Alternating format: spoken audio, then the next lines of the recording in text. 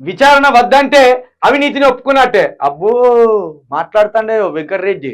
విచారణ అంటే ఇప్పుడు చంద్రబాబు నాయుడు 175 స్టేలు తెచ్చుకున్నాడు. జగన్మోహన్ రెడ్డి కూడా ఓ 100కు పైగా స్టేలు తెచ్చుకున్నాడు.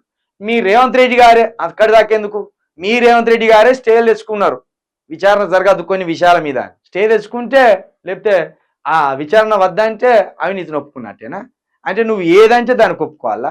10 సంవత్సరాల ముఖ్యమంత్రి, 14 సంవత్సరాల ఉద్యమ నాయకుడు, 40 సంవత్సరాల రాజకీయ అనుభవం ఉన్నాడు కేసీఆర్. మీరు దోషి అంటే నేను దోషి అని ఒప్పుకోవాలి, ఆయన మీరు దొంగ అంటే దొంగ అని ఒప్పుకోవాలా? అంటే ఆయనకు న్యాయ వ్యవస్థ ప్రకారము ముందుకు పోయే అవకాశం లేదా? ఆ రైట్ లేదా ఆయనకు? మీరిక మీకు నచ్చిన వాళ్ళను మీ రెడ్డీలను పెట్టుకొని ఆయన దొంగగా చిత్రీకరించుకోవాలంటే ఆయనకు సుప్రీంకోర్టు ఉన్నది. సుప్రీంకోర్టు దాకా పోయి ఆయన ఫైట్ చేయొచ్చు. ఇంత తమాషా. విచారణ వద్దంటే అవినీతిని ఒప్పుకున్నట్టే. కేసీఆర్ ఫ్యామిలీ జైలుకి వెళ్ళడం ఖాయం. మంత్రి వెంకటరెడ్డి. కేసీఆర్ ఫ్యామిలీని జైలు వేయాలని మీరు పట్టుదలతో ఉన్నారని అందరికి అర్థమైతుంది. రాజకీయ దురుద్దేశంతో పట్టుదలతో ఉన్నారని అర్థమైతుంది. ఆల్రెడీ కవితను జైలు వేసిండ్రు. ఇప్పుడు కేసీఆర్ను కేటీఆర్ మీ టార్గెట్.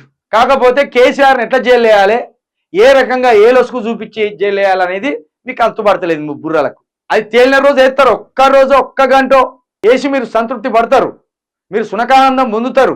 అది కాదంటలేం. ఎందుకంటే మీకు రాజకీయ జీవితాలు లేకుండా 10 సంవత్సరాలు ఆగం చేసి పడేసిందిగా కేసీఆర్. ఇప్పుడు అర్థమైతలేదా రాష్ట్ర ప్రజలకు?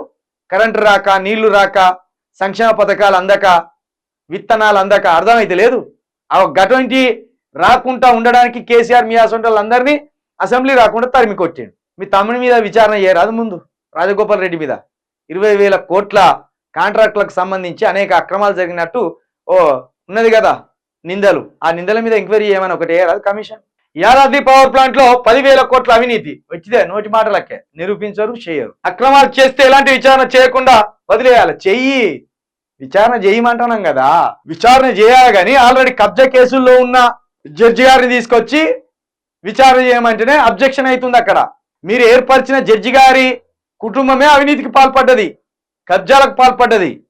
వాళ్ళని తొలగించి ఒక నీతిమంతుని తీసుకొచ్చి కూర్చోబెట్టు, అప్పుడు నమ్ముతారు. త్వరలో బీజేపీలో బీఆర్ఎస్ విలీనం అవుతుందని కామెంట్. ఇక దీన్ని ఏమనాలి వెంకటరెడ్డి గారు? ఏమనాలి దీన్ని?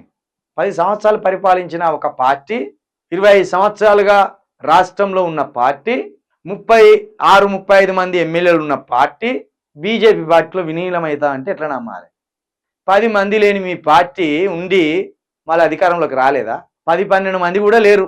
కాంగ్రెస్ సీఎల్పీ ఒకనొక సమయంలో టీఆర్ఎస్ లో విలీనం చేయరు అన్నారు అసెంబ్లీలో. అలాంటి పార్టీ మళ్ళీ ఉండి ఏదో గాలిలో బతికి బయట వాళ్ళే. గట్టనే టీఆర్ఎస్ కూడా మళ్ళీసారి అధికారంలోకి వస్తుంది.